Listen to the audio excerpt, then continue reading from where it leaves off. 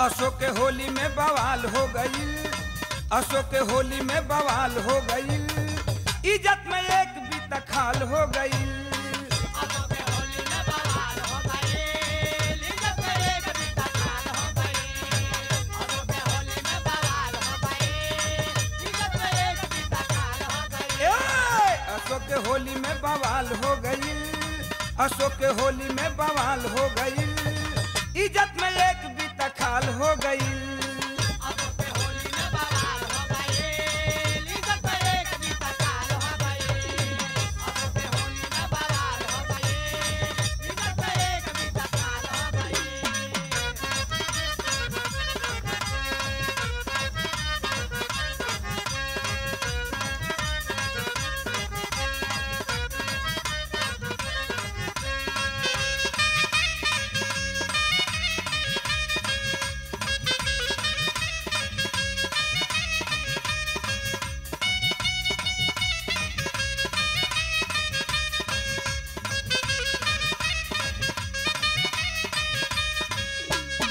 नया नया खबर एगो सुने में आइल बा, भसुर भवैया संग डालत के धराइल बा। भसुर भवैया संग डालत के धराइल बा, भसुर भवैया संग डालत के धराइल बा। नया नया खबर एगो सुने में आइल बा, भसुर भवैया संग डालत के धराइल बा। कैसन जमाना के कमाल हो गई, कैसन जमाना के कमाल हो गई, इज्जत में एक बीता खाल हो गई। हे होली में बवाल हो गई, इज्जत में एक बीता खाल हो गई। अशोक के होली में बवाल हो गई, इज्जत में एक बीता खाल हो गई।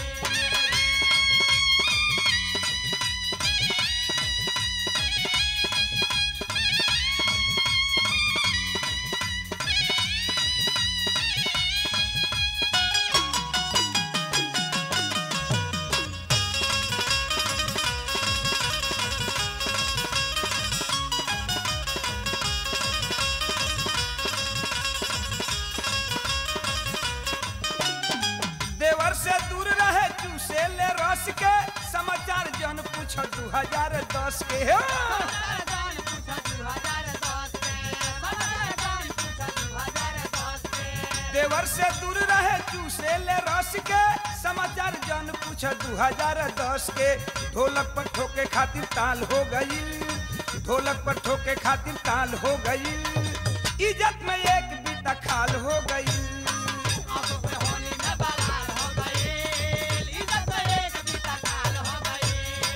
अशोक के होली में बवाल हो गई, इज्जत में एक बीता खाल हो गई।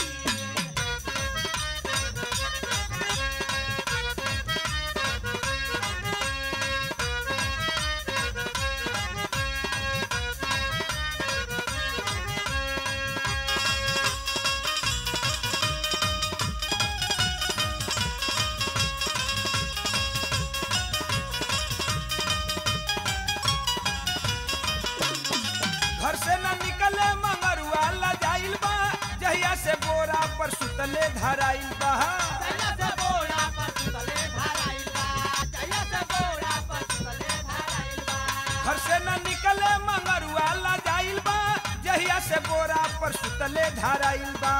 एकर त उम्र 60 साल हो गई, एकर त उम्र 60 साल हो गई, इज्जत में एक बीता खाल हो गई। अशोक के होली में बवाल हो गई, इज्जत में एक बीता खाल हो गई। अशोक के होली में बवाल हो गई, इज्जत में एक बीता खाल हो गई। ए भैया अशोक के होली में बवाल हो गई, अशोक के होली में बवाल हो गई, इज्जत में एक बीता खाल हो गई।